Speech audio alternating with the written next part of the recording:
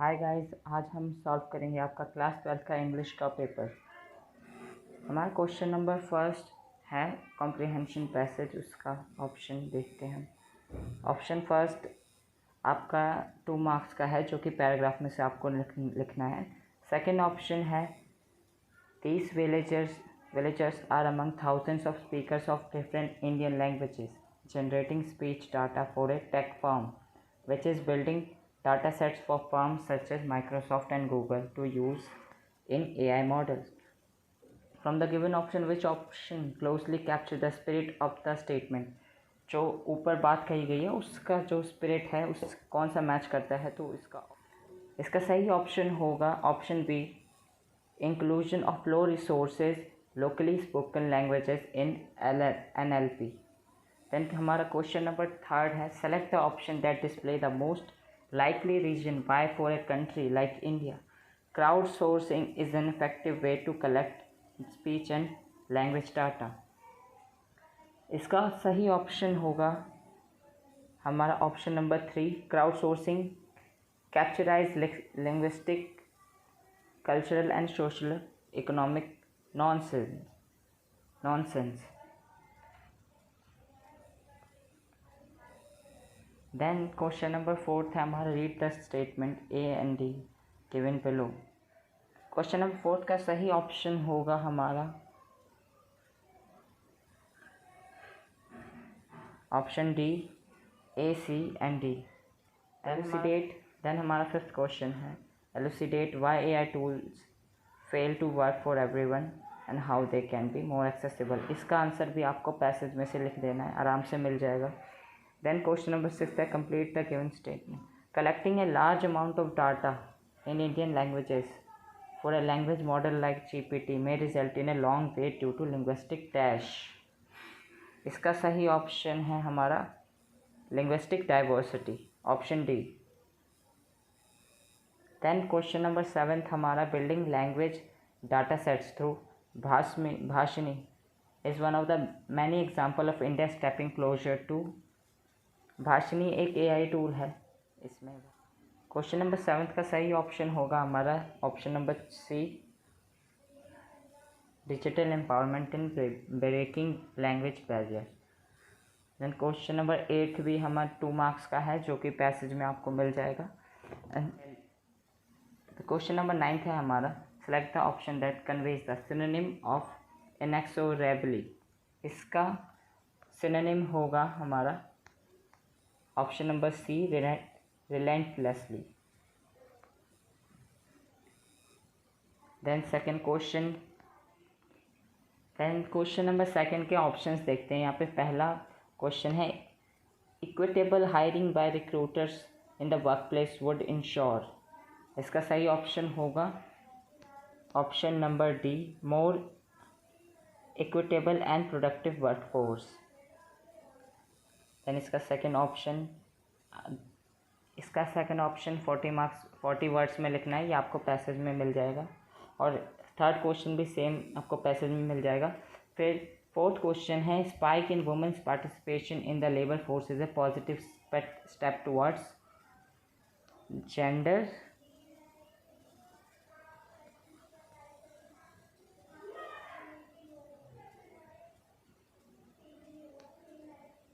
Option. इसका question number 4 का सही ऑप्शन होगा हमारा जेंडर पैरिटी। पैरिटी का मतलब होता है समानता, तो जेंडर समानता, जेंडर इक्वालिटी, इसका ये ऑप्शन सही होगा। देन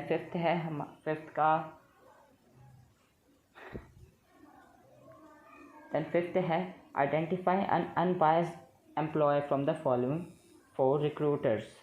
इनमें से हमें अनबायस्ड रिक्रूट एम्प्लॉयर के बारे में बताना है, तो वो ऑप्शन होगा हमारा employer D, option D, employer D. Ladies and gentleman, congratulation for a wonderful team work, ये अनबायस्ड है।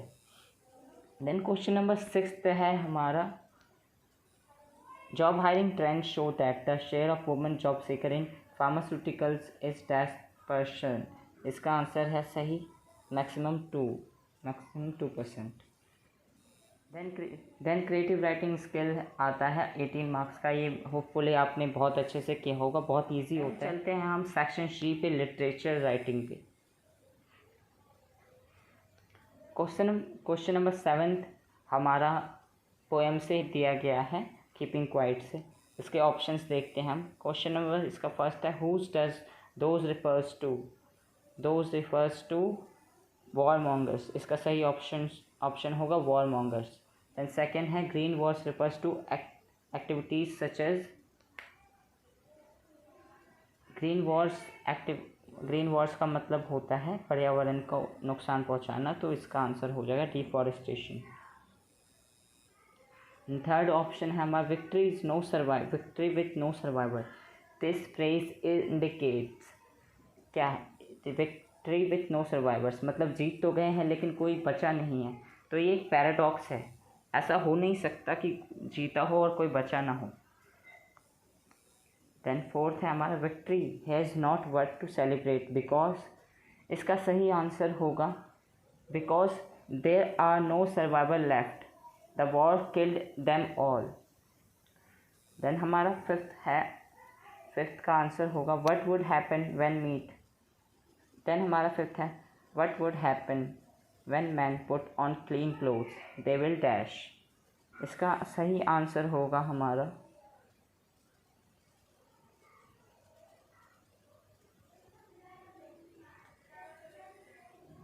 Option D, put an end to war and embrace peace.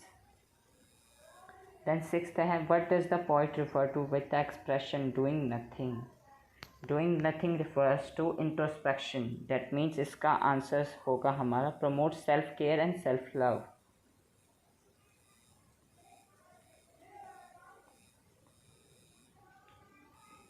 Then हमारा क्वेश्चन नंबर 8 पे चलते हैं हम।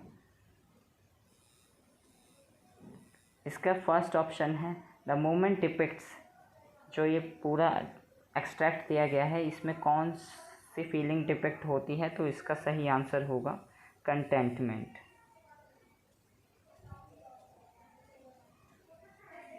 एंड सेकेंड है, doctor Sadao made sure that Hana was a Japanese because.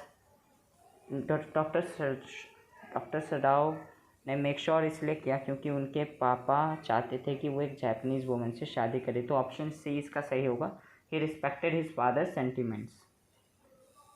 Then third है, हाउरी एक जापानीज जैकेट होता है जो यूजुअली मैन पहनते हैं, जैकेट। देन फोर्थ है हमारा, what traits of Hana made Sadao thankful for his luck to find her. Doctor Sadao Hana को पाकर क्यों खुश थे, उसका कारण क्या था? उसका कारण था हर सबमिसिव बिहेवियर। जो हाना थी वो बहुत ज़्यादा विनम्र थी, बहुत ज़्यादा नर्म इंसान थी।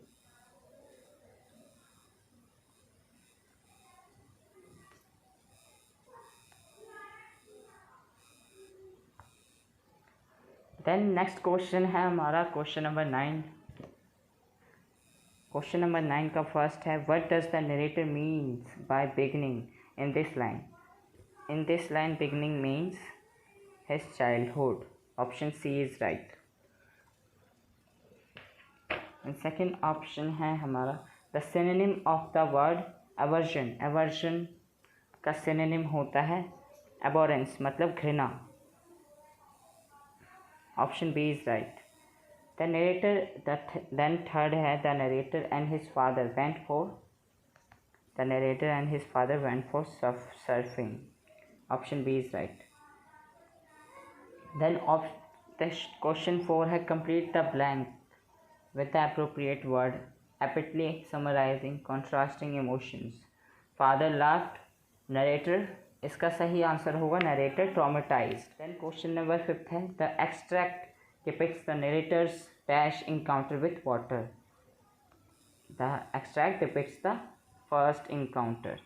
Option C is right. Then question 6 है, the extract may described as a traumatic memory. तो option D is right. Then बाकी सब आपका चैप्टर में से हैं। सारे क्वेश्चंस आसान थे, कोई भी क्वेश्चन बहुत मुश्किल नहीं आए।